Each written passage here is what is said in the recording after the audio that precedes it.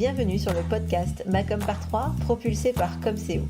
Je suis Hélène et j'accompagne les entrepreneurs qui souhaitent attirer leurs clients grâce à une visibilité efficace qui leur correspond. Dans chaque épisode de ce podcast, vous trouverez 3 conseils, 3 outils ou encore 3 astuces pour faire de votre visibilité votre meilleur allié pour enfin faire décoller votre business. Alors vous êtes prêts ? Voici l'épisode du jour. Bonne écoute. Bonjour et bienvenue dans ce nouvel épisode du podcast Macom par 3 avec aujourd'hui un épisode vraiment spécial puisque c'est ma première interview. Quand j'ai lancé ce podcast, je ne pensais pas spécialement faire des interviews. D'ailleurs, c'était pas vraiment le concept. Et puis, au fil de l'eau, j'ai eu envie d'aborder des sujets un peu plus différents, et peut-être pour lesquels j'étais moins spécialisée, pour toujours vous apporter le plus d'informations possible et vous aider toujours le plus pertinemment possible dans votre visibilité. Alors aujourd'hui, j'ai envie de vous parler positionnement.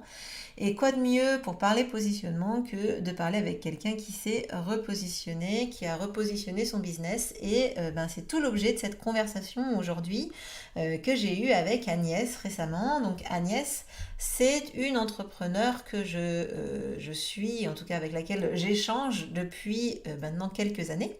Et qui, au-delà d'être une entrepreneur, une cliente, etc., est aussi une amie avec laquelle on échange pas mal sur nos business. Alors, la chose essentielle à savoir sur Agnès, c'est que c'est une experte de la formation et du coup, si à la suite de cet épisode, vous avez envie de découvrir davantage ce qu'elle peut vous proposer, comment elle peut vous aider, eh bien, je vous mets plein de liens pour la retrouver dans la description de cet épisode. Vous pouvez aussi vous inscrire à son webinaire puisqu'elle organise cette semaine et la semaine prochaine un webinaire pour vous aider à savoir si oui ou non vous devez vous lancer dans les démarches Calliope quand vous êtes prestataire de formation. Donc on est bien d'accord que là c'est seulement pour les prestataires de formation. En tout cas, on a eu à cœur d'échanger aujourd'hui sur cette interview autour du repositionnement, de ce que ça peut engendrer comme crainte, de ce que ça peut aussi engendrer comme succès. Alors, je vous laisse écouter un peu cette interview et j'espère que vous en tirerez beaucoup d'enseignements et pourquoi pas aussi la motivation pour vous aussi, pourquoi pas amorcer un changement dans votre positionnement. Allez, bonne écoute. Et c'est là où mon cœur s'emballe. Je vais chaud. Alors, du coup, bonjour Agnès. Merci d'avoir accepté d'enregistrer cet épisode de podcast avec moi. Alors, pourquoi je suis contente ? Déjà, forcément, je suis très contente de faire cet épisode avec toi. Parce que au-delà d'être une cliente, puisque tu es une cliente, mais tu es aussi une partenaire, et puis en plus, cerise sur le gâteau, tu es une amie entrepreneur avec laquelle j'adore échanger et puis travailler aussi. Donc, on se connaît depuis longtemps maintenant et j'ai eu le plaisir de suivre ton évolution entrepreneuriale. Je ne sais même pas dire depuis combien de temps, mais enfin bon bref, depuis quelques temps maintenant. Et surtout de la partie positionnement, puisque récemment, tu as changé de positionnement. Alors, je voulais, si tu veux bien, commencer par que tu nous expliques ce que tu faisais avant, enfin ton positionnement avant et ton positionnement maintenant, savoir un peu les différences entre les deux. Ok, merci Hélène, merci de ta confiance. Alors moi, avant, donc j'ai commencé mon activité indépendante à la suite d'une activité professionnelle dans la banque. C'est-à-dire que j'ai travaillé pendant 15 ans dans la banque où j'accompagnais les professionnels, les chefs d'entreprise dans leur gestion financière, dans la gestion financière de leur entreprise. Et puis, quand j'ai quitté la banque, que j'ai voulu mettre à mon compte, ma mission était de permettre à toutes ces entreprises de se consacrer à leur activité parce que j'ai trop vu des gens qui avaient des soucis financiers, qui avaient des problèmes de trésorerie, tout simplement parce qu'ils n'avaient pas le temps de gérer leur facturation, pas le temps de gérer la relation client de faire des devis ou ne serait-ce que faire des remises de chèques dans les temps.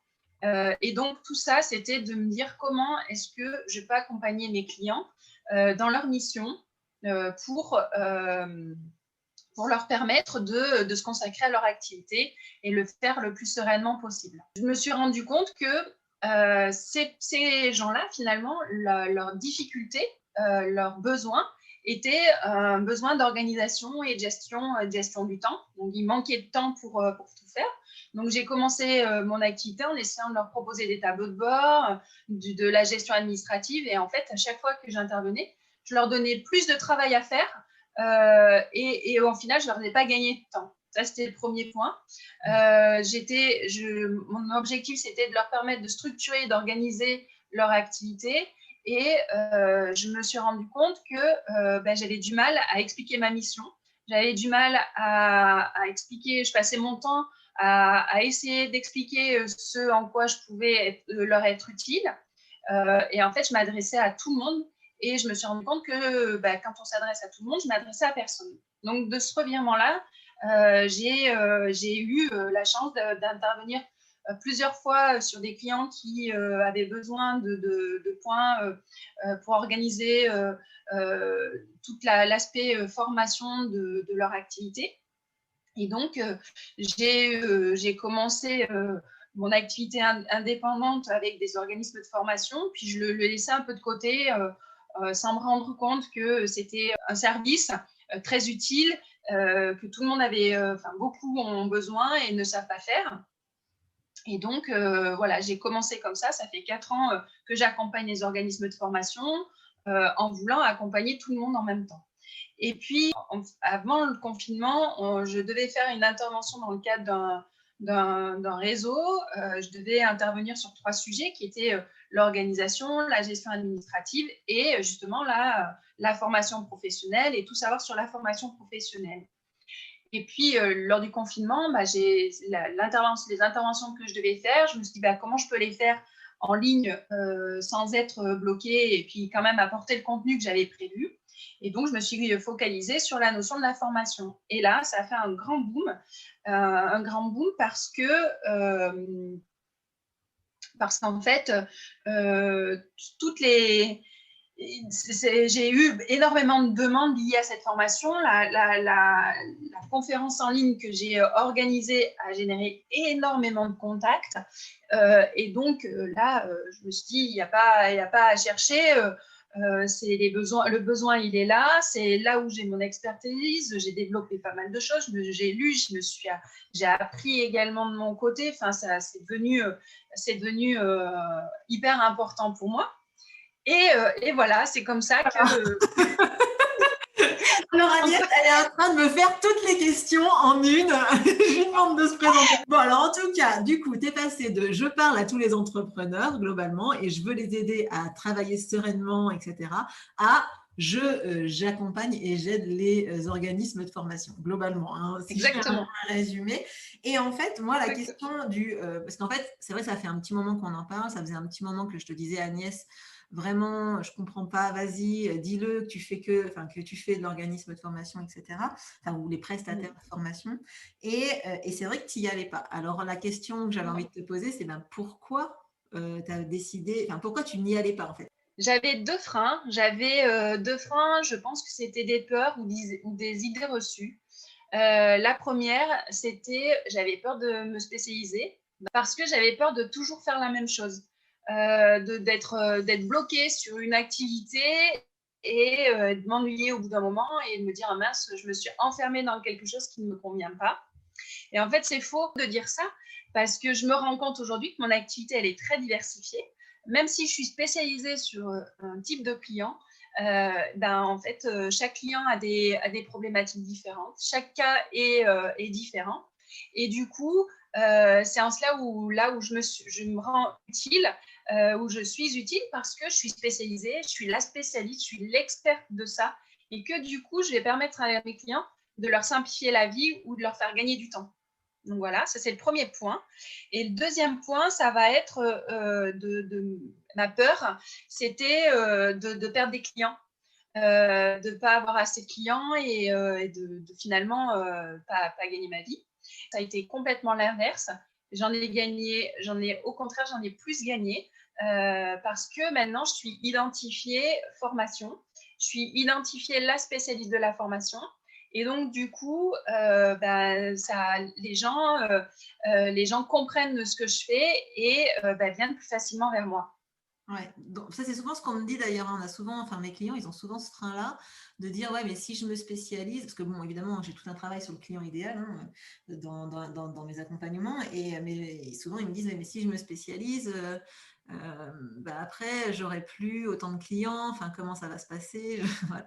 C'est vrai que c'est une grande peur, et en fait finalement en se spécialisant souvent, c'est pas qu'on a moins de clients ou plus de clients, en fait dans les faits on s'en moque, de toute façon il y a tellement de gens sur Terre, j'ai envie de dire, que de toute façon, il y aura toujours trop de clients dans ta cible par rapport aux gens que tu pourras aider de toute façon. C'est juste que d'un seul coup, ils arrivent plus, enfin, ils comprennent plus facilement et tu leur parles vraiment plus facilement. Enfin, en tout cas, c'est ce que Tout à moi, fait.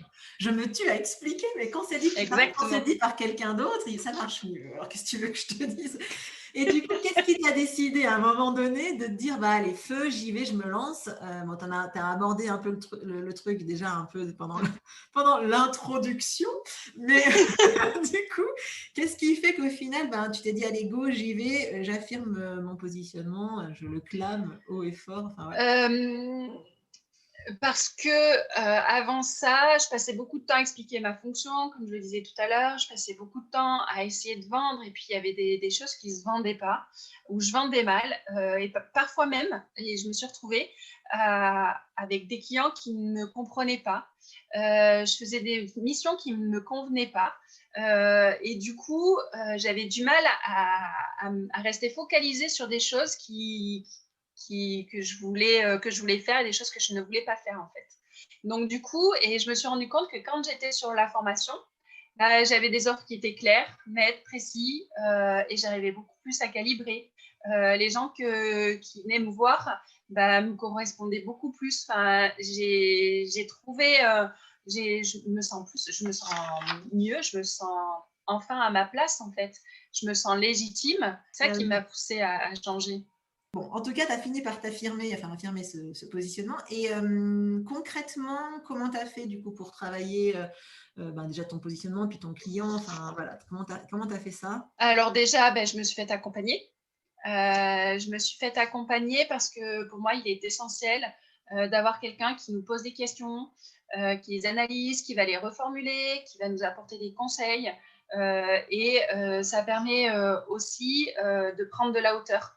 Tout seul, on ne peut pas prendre cette hauteur-là. Et donc d'avoir quelqu'un qui fait un peu miroir en face et du coup qui nous renvoie certaines choses, pour moi, c'est primordial. Donc ça, voilà. Ça, c'est le premier point. Et après, concrètement, qu'est-ce que j'ai travaillé? J'ai retravaillé ma mission. Alors, retravailler, je ne l'ai pas changé, hein, je fais toujours la même chose. Finalement, je permets à mes clients de gérer mieux, je permets de structurer, d'organiser leur activité, je permets de gérer leur temps.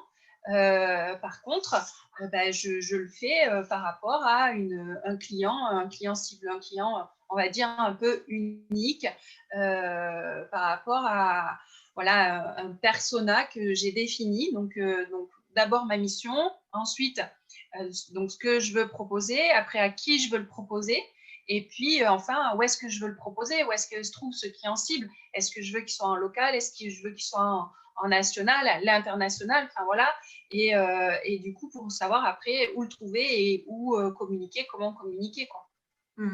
Après, tu sais, tu me connais, c'est que moi, je lis beaucoup, je m'informe, je me remets en question assez régulièrement. J'ai beaucoup testé pour voir un peu ce qui prenait pas. Et puis j'ai gravité aussi beaucoup dans les forums de discussion qui sont spécialisés pour voir les gens, qu'est-ce qu'ils ont besoin, quelles sont les questions qui sont posées et en quoi moi, je peux répondre à ces questions-là, en fait, pour construire mon offre. Ouais. Donc voilà, ça c'est un travail qui, en fait, je le fais pas quotidiennement, mais c'est régulier. Mon positionnement, il s'ajuste, il s'affine tous les jours finalement. Et puis c'est nos échanges, hein, effectivement, c'est tes défis, tous les défis que tu as fait, moi, m'ont permis aussi de travailler ce positionnement-là. Hein. Oh, cool. Clairement. Hein. Bon, alors du coup, maintenant, si on arrive dans le concret, dans le maintenant, ici et maintenant, et bientôt, et plus tard, et tout le succès qui va arriver et qui va découler. Je voulais te demander ce que ça avait changé pour toi, d'abord dans ton business. En gros, il y a trois pistes. Après, je te laisse éventuellement peut-être faire un pot pourri de tout ça, parce que bon, finalement, c'est pas... Les choses sont vachement liées, hein, parce que je me demandais ce que ça avait changé pour toi dans ton business, mais aussi pour toi dans ta posture, tu vois, et aussi dans ta com, en fait. Voilà. Donc, je ne sais pas si tu veux prendre chaque point séparément, mais globalement... Ok, dans mon business, ça a fait un grand boom.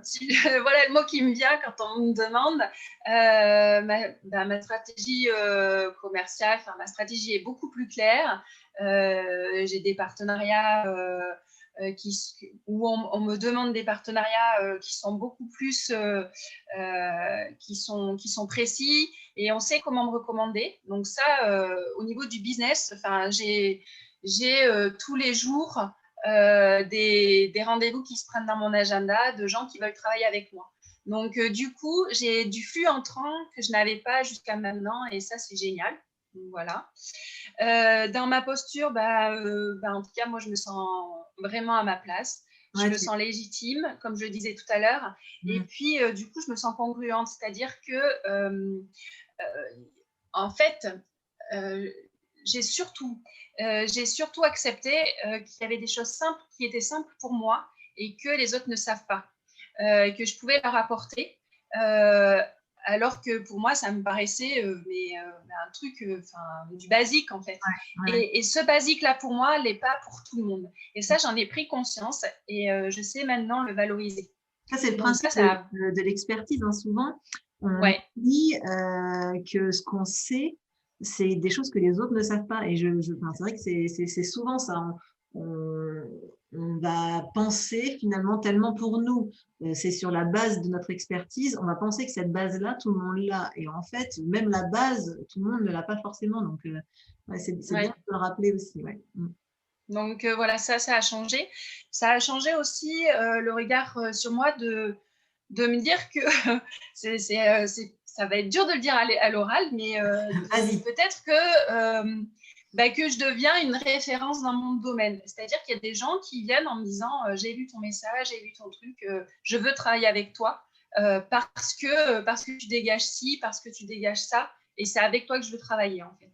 Et maintenant, quand on me parle de gens, il y a des gens qui veulent travailler avec moi par rapport à des valeurs que je peux dégager dans mes interventions. Et ça a changé. Ça n'existait pas avant, en fait. Cette notion, cette posture-là, je le sens que c'est différent.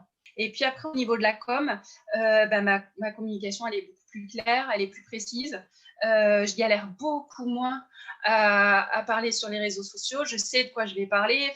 Même des fois, j'ai plein d'idées et je suis presque un peu obligée de faire le tri en me disant attends, là, on ne va pas parler de ça aujourd'hui, on va en parler à un autre moment. Voilà, et j'essaye maintenant de structurer un peu plus mes actions de communication pour qu'il y ait une certaine stratégie, pour que ça réponde que ça serve à mon business aussi. Donc du coup, oui, c'est plus clair. Et je me suis rendu compte que à chaque action de communication, j'avais une vente, voire plus derrière. C'est-à-dire que j'ai un retour sur investissement qui est systématique. Donc, ouais. C'est cool. Bon, après, ce qu'il faut dire, c'est quand même que tu es j'allais dire une commerciale, mais c'est pas vraiment ça, mais tu as une capacité à la vente qui est, moi, que j'admire énormément, hein, donc après, tout le monde a ses forces, hein, et clairement, ça fait partie de tes forces, c'est que vraiment, quand tu discutes avec des prospects, de toute façon, tu me diras aussi, c'est parce que les prospects qui arrivent jusqu'à toi sont les bons, hein, mais globalement, c'est vrai qu'après, tu as ce qu'on appelle un taux de transformation qui est assez phénoménal. Hein. En tout cas, oui, qu'est-ce qu'on disait? La fille, elle est partie, tu sais. Les changements pour moi en termes de communication. Voilà, en termes de communication. Et donc, du coup, par contre, oui, merci Agnès. Du coup, ça a quand même engendré pour toi entre guillemets, des frais, hein, parce que tu as forcément dû revoir aussi tes supports de com. C'est-à-dire que les anciens, ils n'étaient plus forcément adaptés à ton positionnement. Donc, il a fallu que tu retravailles quand même tes supports de communication. Il faut être honnête. Il y a eu Exactement. un coût quand même pour retravailler tes supports, quoi, quand même. Oui, c'est passé par des outils pour pouvoir faire de la communication en ligne. C'est passé par des outils pour pouvoir aussi faire des tunnels de vente en ligne. Donc parce que je voulais aussi, ma stratégie était de digitaliser un maximum mon activité, être moins dépendante du marché local. Et donc ça, c'est un revirement que j'ai fait l'année dernière et qui a été énormément payant au mois de mars. Donc ça, je me remercie d'avoir décidé ça l'année dernière, en fait. C'est vrai que, voilà. Mais dans ton positionnement, c'est-à-dire que tu es passé d'un positionnement qui était donc, en gros, tous les entrepreneurs qui ont besoin de s'organiser, etc., localement, enfin, c'était assez local, et tu as fait cette transformation en 2 étapes, tu as raison, hein, de se dire, bon, voilà, je vais vers le digital, et ensuite, je vais vers les professionnels de la formation. Donc, il y a eu un double repositionnement. Hein. C'était pas unique. Enfin, en tout cas, c'était en 2 étapes. Quoi. Exactement. Tu as raison. Et puis, donc, du coup, tu as refait intégralement ton site Internet. Exactement. Donc, mon site Internet a été refait au mois de juillet. Et depuis le mois de juillet, j'ai des clients qui viennent par mon site Internet, par mon référencement naturel. Des gens qui disent je cherchais un truc et en fait, je suis tombée sur vous et quand j'ai vu votre site, j'ai su que c'était vous la bonne personne. C'est avec vous que je veux travailler. Ouais, et avant, des contacts entrants par ton site Internet, Zéro. Il n'y en avait pas. Ouais. Zéro. Donc, clairement, le positionnement, il t'a vraiment, entre guillemets, changé un peu la vie. On va dire, déjà pour la com, parce que c'est plus facile. C'est vrai que c'est plus facile après de communiquer, hein, parce que quand on sait à qui et quand on sait voilà, précisément, forcément, les idées, elles viennent, ce que tu disais, les idées, elles viennent plus facilement. Oui. Et puis le fait aussi de savoir exactement, de poser clairement comment je voulais intervenir, mes offres et tout ça. C'est-à-dire que le site Internet, c'est pas moi qui l'ai fait. Et du coup, ça a été beaucoup plus facile aussi de dire, moi, voilà ce que je veux comme contenu dans mon site Internet, en fait. Alors que jusqu'à présent, je tâtonnais aussi à ce fameux contenu-là. Bah oui, forcément. Mais oui, enfin, en gros, tout a été plus facile. Le truc, tu sais, le résumé de l'épisode. Bon, en fait, c'est juste plus facile, quoi. Et en plus, vous avez plus de clients, quoi. C'est ça. Non, mais c'est vrai que, en fait, je voulais que ce soit toi qui intervienne parce que, bon, déjà, on se connaît bien et je connais toute ton histoire, donc c'est plus facile pour moi de t'interviewer sur le sujet. Et puis surtout, bon, il faut être honnête, il y a des repositionnements qui se passent plus ou moins bien et le tien, il a été absolument radical. Et c'est vrai que de l'extérieur, moi-même, hein, pour moi, c'est bien plus facile maintenant de te recommander. D'ailleurs, quand je parle de toi sur mes réseaux sociaux, donc c'est la fameuse Agnès que vous voyez sur mes réseaux sociaux, c'est Agnès qui est là. Hein. Et du coup, c'est vraiment beaucoup plus facile de te recommander. Et donc, j'imagine que forcément, si c'est plus facile de te recommander, c'est plus facile pour tes prospects éventuels de comprendre ce que tu peux leur apporter, quoi, clairement. Exactement. Ouais. Bon, en tout cas, c'est un vrai franc succès. Bilan à 6 mois après repositionnement, boum. Le mot-clé, c'est boum. Fait boum. Bon, ça c'est cool. Mais en tout cas, merci d'avoir partagé vraiment ton histoire et puis tes résultats, parce que c'est pas forcément, tout le monde n'aime pas forcément dire avant ça marchait pas et ça marchait pas aussi facilement et maintenant ça explose. Voilà, c'est pas toujours simple de l'affirmer. Donc merci beaucoup pour ta franchise et puis d'avoir accepté cette interview. Et puis évidemment, je te souhaite plein de succès. Et puis, si vous êtes à la recherche de quelqu'un qui peut vous accompagner pour tout ce qui est formation, vous l'aurez compris, je pense que là, si c'est pas clair, il va falloir vous revoir un peu. Mais là, c'est plus de notre faute, quoi, j'ai envie de dire, on l'a dit. Donc, si quelqu'un a besoin, si vous avez besoin de quelqu'un pour vous accompagner dans votre dans votre démarche, on va dire, administratif pour la formation, mais aussi bien tout ce qui est validation, certification préalable, donc Calliope, Datadoc, tout ça, ça n'a pas de secret pour Agnès. En tout cas, merci beaucoup Agnès, à nouveau, d'avoir été présente dans cet épisode. Merci Hélène.